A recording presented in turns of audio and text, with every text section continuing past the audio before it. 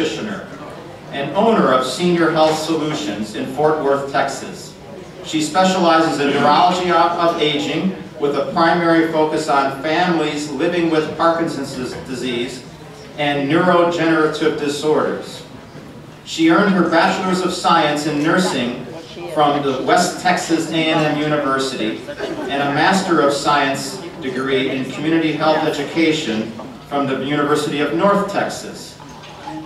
Ms. Imke is an educational consultant to the National Parkinson Foundation and the Parkinson Alliance in Princeton, New Jersey. She is a member of the International Parkinson's Disease and Movement Disorder Society and the American Academy of Nurse Practitioners. Susan has authored numerous publications for families living with movement disorders and dementia, and is a frequent speaker to audiences of health professionals, patients, and family caregivers on topics related to neurology of aging and living with chronic neurological disease. Susan is also, not once, but a speaker on 2 occasions at the World Parkinson's Congress Symposium. So from North Richland Hills, Texas, please join me in welcoming Susan Imke.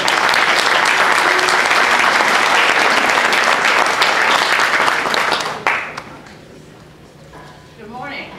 Good morning. I'm happy to be with you all. I was aware listening to that spiel that next time I need to send y'all the short version of my introduction. But that sounded very gracious, and thank you. Another couple of basics you need to know is, except for a stint working at Barrow in Phoenix in the 90s, I'm a lifelong Texan and a recovering Southern Baptist. So that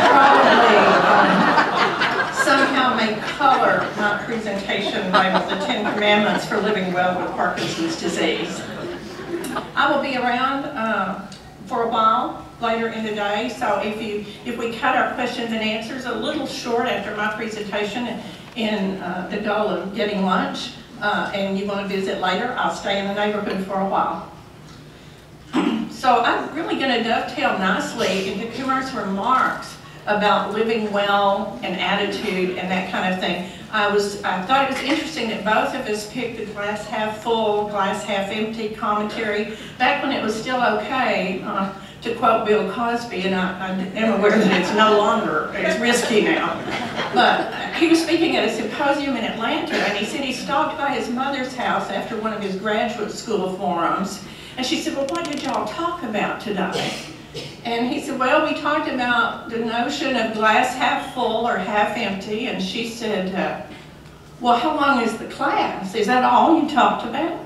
And he said, well, it's a discussion forum, Mama, of graduate students, and that can be a very deep subject. And she said, well, there's not much that deep about it. It simply depends on whether you're drinking or pouring.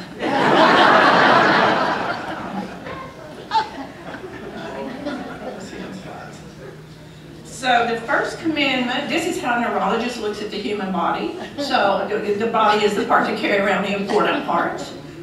If there are any neurologists here, I'll just apologize for a good bit in this presentation ahead of time. So commandment number 1 is that thou shalt not take thy doctors too seriously. So Parkinson's, the name of garden variety Parkinson's is idiopathic Parkinson's disease. Everybody's heard that term? Do you know what idiopathic means? Well, it means that we don't know the exact cause. I have a friend in Houston at Baylor who says it means that the doctor's an idiot and the patient's pathetic, and even working closely together, they're having a lot of trouble pinning down the diagnosis. So I love to teach people to work with their doctors and their healthcare teams as coaches. So we're still kind of in football season. I don't know why I would say that without Alabama-Georgia game just happening. We're still seriously in football season, so I'll use that analogy. If you're coming to me to help, as a nurse practitioner, to help manage your Parkinson's symptoms, I am your coach. So I'm going to tell you the place I think you should run, and the doses that might be, a dose range that might be optimal for you. But if you have Parkinson's, you're the quarterback. You're the one at home running all the plays. When do I take the dose? Is this really the best dose? How is my food interacting with it? You and the care partner are the only ones who can really be in that quarterback position. And not only are you the quarterback, but you're the team owner. You're Jerry Jones. Now, hopefully I'm far enough away from home that nobody knows how bad that is to be Jerry Jones with the Cowboys. But it's your body, it's your brain. You are not only the quarterback, but the team owner. Next, if you have a little bit of money, you can indeed buy yourself a better body for Parkinson's disease with drugs. There are 3 times more medications to effectively treat Parkinson's symptoms than there were when I began practicing in this area about 30 years ago. So, a lot of good choices. The second commandment is, thou shalt pace thyself. My grandmother used to call it making hay while the sun shines. You know, you have to learn to work. Invariably, my husband, who just turned 87 and has had Parkinson's for about 5 years, I told Frank it was thoughtful of him to develop the only condition that I'm really good at treating. But invariably, he takes Leave It Up at 7 in the morning, 11 o'clock, 3 o'clock, no, I made that whole thing up. 7, 10, 1, and 4. As you see, I'm not a good medication guide for him. So inevitably, about at the end of dose, when the next one is due, and I can see that he's starting to shuffle and have more problems, he decides that's the time God's calling him to go work out in the yard. And that's a bad idea. You know, you take your pill, let it take effect, and then go work out in the yard or whatever you need to do. And I find that's a difficult lesson for people to kind of catch on to. There is no such thing as multitasking. Any of you, it's not just for Parkinson's, but although it's particularly true for you guys with Parkinson's, but for the rest of us, the brain does not multitask. The name of the book is on your screen. The myth of multitasking. The brain switch tasks very quickly, but it does not do more than one thing at a time. So I have people argue with me about that all the time. They look at you very smug if they're under about 60, going, well, I can do it. You know, I can do it. I'm sorry that you can't do it, but I'm good at multitasking. We actually have interview questions in the neurology interview format when I was practicing until May, and one of them was, how capably can you multitask? I got my boss a copy of that book. Just say no to people and events that drain your energy. You know, you'd think we get to an age in life where we wouldn't particularly crave to hang out with people that we don't even like. You know, or do things to make them like us, even though we don't even like them. And at some point, I think we deserve to rethink that. Saying yes to activities that meet your needs. Why not see if you can still play ping pong? You live in South Florida. It's not like the equipment's not available. So I don't think he would like me calling it ping pong. I meant table tennis. That's what I meant to say. Ask yourself, which one of these days, have you ever said, one of these days when the kids are out of college, we're going to blah, blah. One of these days when I'm retired, I'm going to find more time for the Bible study that I used to enjoy doing. One of these days, and then the Parkinson's comes, and one of these days grows in a shorter time span. So I invite you to rethink that. Which one of these days are you going to do the things that are still on your bucket list, whether it's small day-to-day things or big travel to India sorts of things? And then last on this slide, are you saving for a rainy day when it's pouring outside? Now, I have had patients in my experience who, they are savers because they actually remember the Depression. They were young kids during the Depression before World War II. So these are the ladies that are rewashing tinfoil to use them again, you know. And their net worth could be $5 million or $500,000, but they're still rewashing the tinfoil. And then I have people who are honestly worried that they might outlive their funds. You know, so they're conservative with them before that. But then I have a lot of patients who have the money to take good care of themselves in their later years, but they are saving it for the children. Mr. Slewitt with the National Parkinson Foundation used to not let me sit by any major donors. He said because Susan will talk them into keeping it in their family. So I couldn't sit by any of the big givers to National Parkinson. But if you need somebody to help you mow the grass, move furniture, Anything that needs to be done from the ladder, you should be paying somebody to do if you're over the age of 60, whether or not you have Parkinson's. I invite you to go ahead and do that. Let's just be candid with each other, even in such a large group. Most of those kids and grandchildren are going to blow through your money within 6 months of the time you're in the ground. So you might as well use some of it now if it pleases you. Thou shalt not fall. So there used to be a skit on David Letterman about stupid human tricks, the thing people do. When I'm out of town and Frank is home alone, which should be that movie like the kid, we have an agreement that he will not do stupid human tricks while I'm gone, you know.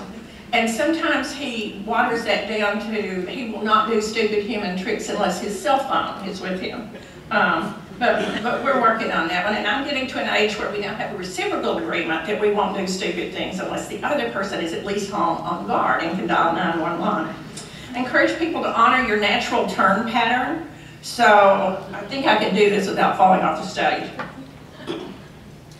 I often have a person walk and then watch how they turn. They turn left shoulder in, which would be counterclockwise, or is their natural turn pattern right shoulder in? And people do it the same every time, always, just like you're left or right-handed. You have a natural turn circle one way or the other. If I'm picking up laundry and setting it on a counter, and my natural turn pattern is to the left, counterclockwise, I'm better off turning all the way around with the basket to set it down than I am going against my natural pattern. I have physical therapist friends, again, your new partners at Struthers, to say that we could prevent 1/3 of falls if people would honor that. That's even true if you're working with your walker. You don't just jerk around in the wrong direction just because you have a Hugo in your hand. Implement an effective no-carry strategy. This is difficult at my house. My husband is a retired CPA whose midlife crisis was to quit sleeping in a tie. So a very efficient, parsimonious kind of guy. And if we've got 4 sacks of groceries in the back of the car, his tendency is to bring in all 4 at one time. And since he knows I'm going to be screaming at him if he's not using a cane to work out there, he will dutifully hold the cane, which weighs down one hand, and try to get all 4 bags with the other hand. Now, that's only efficient if you stay standing to get back in the house. It would be better and count as more steps if you made 2 trips. That's a good example of the no-carry strategy. Arms help you balance. So if you've got stuff in both hands, people will say, oh, I'm balanced. No, you're not. You know, because you need your arms to stay erect on your feet. So these are new habits for a lot of folks to learn. Thou shalt speak in a loud voice and try not to answer thyself. Somebody promised me that's what it actually says on the screen, okay, because I can't see the screens very well. So I have listened to a lot of exam room arguments over the years as to whether the problem is his Parkinson's voice or her hearing decline, or vice versa. And both of them are pretty sure it's the other person's fault. You have to think loud. Frank did the Lee Silverman voice training, and for about 3 months he was really good. He put these little posters all over the house, which makes people come into the house go, what is that? Think loud. You know, it's plastered up on the living room wall. We run a very elegant operation in Texas. It's on the bathroom mirror. So, you know, so he has the reminders, but after a while, it's like saying, stay out of the cookie jar. You just ignore the signs, you know, and you kind of revert to type. So speaking loudly, and I find it helps patients to remind them to just focus on the consonants. You know, if you get out those consonants. I called this morning because the toilet wasn't working in my hotel room, which is always a bad thing in hotel life. So I called them fairly early. I said, could somebody take care of that? And the girl on the other end of the phone said, I'll send somebody over. And I thought, either I hear with a Texas accent, or why over means something I don't know. You know, well, she meant right over. And again, I don't know if it was my hearing or she just says wide over. But, you know, the consonants really make a big difference. Singing is invaluable. So I'll just second what he said with that. And wasn't it beautiful listening to him sing this morning? You have to practice. I can almost tell when I'm on the road in a cafe which people at a table are just friends or sisters or whatever, and the people that are married couple. You know how I can tell? The people who aren't married are actually talking to each other. It's fascinating. Even in the age of cell phones, I still see a distinction there. So you have to practice. For many times, that person that we've chosen as our best other partner in life, hopefully for life, we find that we communicate differently. Men and women use different words. I'll use male and female partnership because marriage is the thing I understand how to make fun of the best.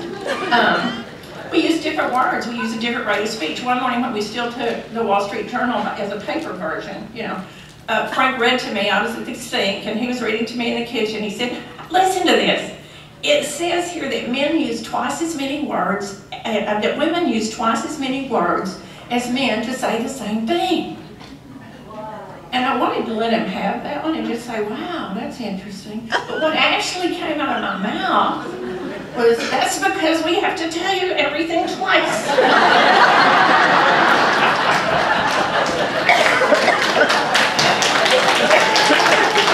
All of us have a natural communication style.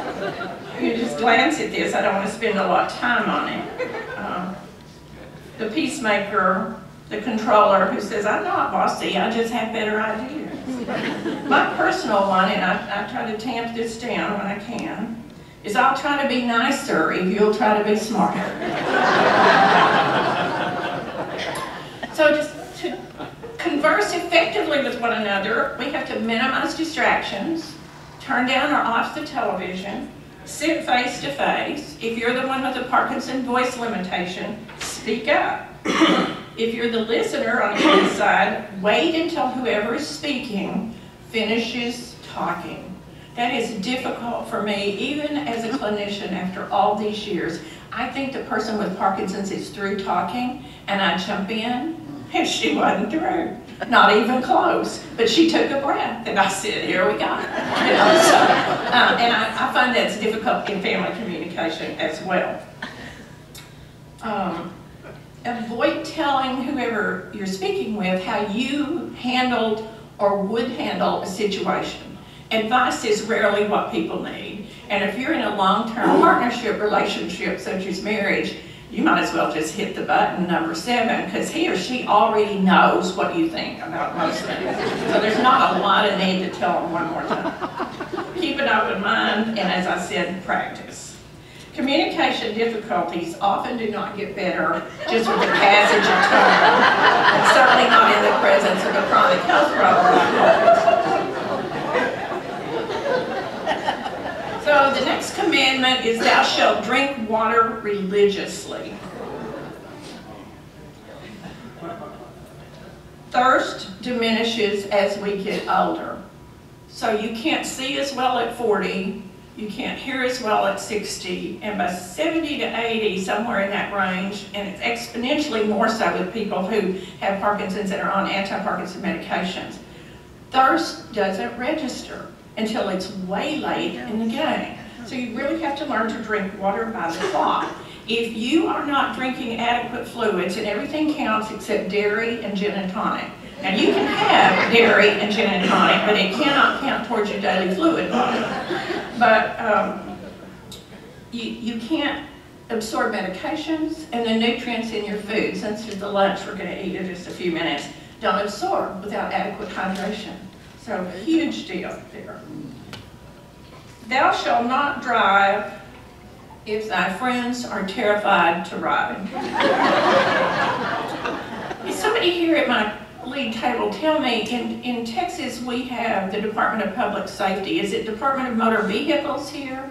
So the DMV, that should read, is not your friend. Doctors are notorious for saying, well, just go there and take a driving test there. That's generally a bad idea if you hope to continue to drive. You know, because if they don't like your driving, and if you come in with a walker or a cane, or you're over your mid-70s, they're likely going to require a behind-the-wheel test with an officer in your front seat passenger. So they can pull your license right at that time. There are many other ways to test your driving.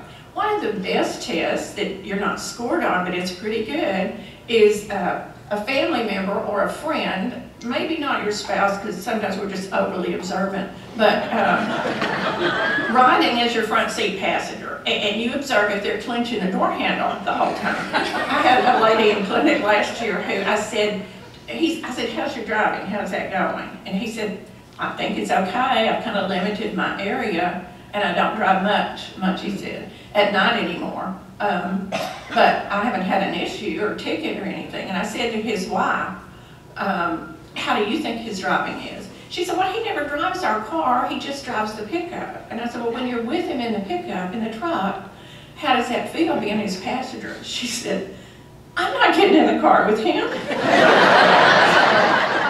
There's your driving test. Plan ahead for transportation alternatives. What will you do? Who will help you when you cannot drive? Most of us are living a long time now, as per our conversation last night. So, you know it's coming, you know, and it's better to think ahead of time, just like you're thinking about your living situation, where you live, than to be dealing with that in a crisis. The next commandment is thou shalt sleep by night and nap by day. So prepare your sleep environment so that you don't look like my dogs here. It should be a little cooler, then you keep the house during the daytime hours when you're up and active. Go to bed and get up at the same time every night. Just like we're not meant to multitask, we are not systemically nocturnal creatures. So if you think you're a night owl, that's probably taking a toll on your Parkinson's disease. If you're going to sleep with the television on, any neurologist can tell you that's taking a toll on the quality of your sleep. So all of those things are changing. Some of those habits are called sleep hygiene, and they're really, really important. I love the idea of a NASA nap. NASA, like the Space Administration, they say that people get the most restful nap, daytime sleep, by sometime in the early afternoon hours, actually lying down, taking off your shoes, not in the recliner, that still puts all the weight on your hips, you know, but actually lying down, taking your shoes off. I have one lady who does this so faithfully, she sets a kitchen timer for 40 minutes. I don't know that that's so important, but it is important not to sleep 2 hours and then you wake up asking what day is it and feeling like you've been drugged. So the key thing that will change your sleep pattern is getting up at the same time every morning. Same time every morning, which is more of a discipline once you retire, yes? It really is, and it's harder in the winter than it is in the summer. I would make it no later than 9 o'clock. So talk amongst yourselves later and see how that sits with your current pattern. I'm going to risk, kind of hate to, following our rock star earlier, but I'm going to help with this. The caption on this says, stop watching the news. How many of you watch the 11 o'clock news right before you're going to sleep at night? Okay. Does that experience ever make you feel more peaceful? Safer in your own neighborhood? Confidence that our government is working for you? Yeah, me neither. So when I was working with the Allied Team Training Program, which again was another one of those wonderful Struthers initiatives with the Parkinson Foundation, we had a music therapist on board, and her theory was that melody helps your memory. You know, so I'm going to risk singing to you guys a message about sleep for you, and I need a rhythm section, so if everybody in the room would just clap to a count of 4 and just keep doing that. Stop watching the news, it's making you sad. The world's a scary place, and worse, the news is all bad. Give up remote control, take back your life, your soul, turn off the tube, stop watching the news.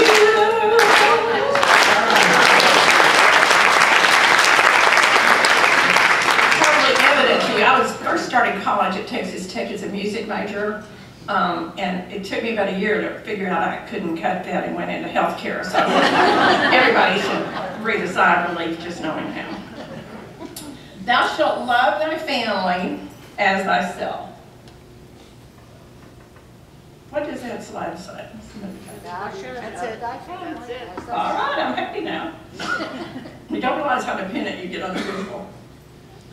Everybody deserves a care partner. Some of the people I encounter that I worry the most about are it's them, and they're living with Parkinson's disease. It is so tough. I did a talk one time, just an after lunch kind of thing, on whether you can be your own care partner. And the consensus in our discussion is that you can, but you don't really have the objectivity, all consistently. It's hard for all of us to see. There's something called Johari's window, which divides things into quadrants. I know something about me, you don't know, you know something about me, I don't know, but what you can't know is what you look like walking away. Think about that for a minute. So, but with the Parkinson's, it's just hard to be your own care partner.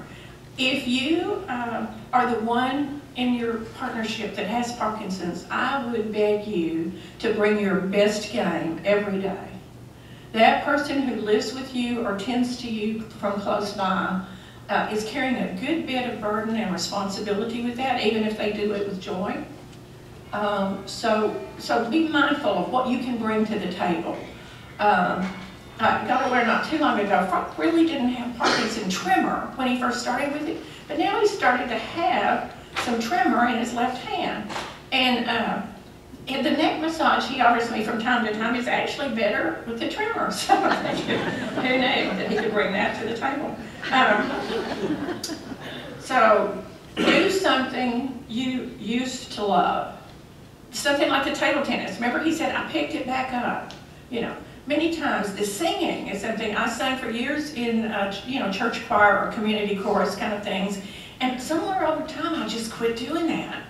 Raising kids or meddling with grandchildren or working for Abe Lieberman, there's no time. So you can start back something that used to bring you happiness and contentment. Mood disorders can be contagious, can they not? So the rule at my house is we're not both allowed to be down at the same time. We have to spell each other if necessary. He says today, I'm depressed today, and if you really loved me, you'd have the decency to feel depressed too. That's probably my dog shows you the painted toenails there, and one of the things I want to mention, which is just a smidgen off topic, but depression and anxiety, but particularly depression, is so treatable. And it's so common in Parkinson's disease that I have people say, no, I don't think I'm depressed. And his wife's over here going, yes, he is. And then 6 weeks into medication, the patient feels so much better that they wish they had started it 2 years before. So just know that there are many good medications for treating Parkinson-related depression. Prozac is probably not currently one of the better ones, but hey, I have a slide for it. So important to know that depression is a chemical imbalance in the brain. Dopamine does not work in a vacuum. It's inherently swathed in other neurotransmitters, neurological messengers in your brain. So be willing to do the work if you need to take antidepressant medications, and those medications plus counseling are widely documented to be more effective and more effectively treating depression than either one used as solo therapy. So I want to talk to family caregivers in my last part here. Depression doesn't just, our mood problems don't just affect patients with Parkinson's disease, they affect those involved with them and trying to minister to their everyday needs. So family caregiving at best, sometimes it's kind of a balancing act. I encourage when I'm working with caregivers, I don't like the term very much, caregiver burnout, because it implies something you can't do anything about. So I think it's helpful to think of the long haul in taking care of another person, usually another elderly person, that you will pace yourself and not just help pace their activities. Revise your job description every 6 months. Parkinson's is progressive. Usually it's slowly progressive, but what you can do is not necessarily what you should do if the task is bigger, the task is bigger than the worker. I've had couples over the years where she weighs 130 pounds and he weighs 230 and he has Parkinson's. That's not going to work well for keeping them both out of the floor if his balance causes a fall. Respite is more important than recreation. I mean, yes, you can grab a friend and go to the movie, but there's something to be said for the Parkinson person going to a day activity center or staying with a kid or a friend for half a day once a week so that you can be in your own house, in your place, with time to yourself. I've only learned that since Frank has had Parkinson's. I didn't really know how crucial that was, but just because I get to go to the grocery store or Walmart, that does not constitute respite. Cocktail hour is not really a strong strategy for your respite care. I went with a hospice team a couple of years ago to see a patient. He had Parkinson's, and the nursing on that team didn't know a lot about Parkinson's, but he qualified for hospice. And we got there, and his wife said, it was late in the afternoon, she said, would you like to have a drink? And Karen and I looked at each other, we said, well, we're still kind of on the clock, probably not. She said, do you mind if I fix myself one? We said, no, go ahead. And we watched her get an iced tea glass down out of the cabinet. And she had, I think it was Jack Daniels, it was a fifth, but anyway, poured the glass about half full of whiskey and filled it up then with Diet Coke and ice. And she said, I know it looks like a big glass, but I only have one drink a day. So you have to be careful that you're not kidding yourself. Consider his and hers bedroom. Sleep is so important that if your Parkinson person is a rambunctious sleeper because of issues with REM sleep, or if you're just still trying to cram yourselves into a queen-size bed after all these years, you know, it may help to, you know, for one of you to sleep in another room once you're actually ready to sleep. People will ask, well, what about romance and cuddling and all of that? Well, you just simply have a chat about your place or mine. Maintain your own physical health. This is so important. My dad also had Parkinson's, go figure. And I was at the nursing home one day, and he was kind of having a rough day, and he heard me. I stepped outside so he wouldn't hear me, but evidently at 87, his hearing was still pretty good. And I called my dentist's office, and I said, Ken, Dad's having a rough day. I need to cancel my appointment this afternoon. And I went back into the room to help Dad with lunch, and he said, you never did like going to the dentist. So you don't want to use your noble Parkinson excuse to avoid even bigger issues than dental care, like, you know, your mammogram or all those fun things we get to do as we stay.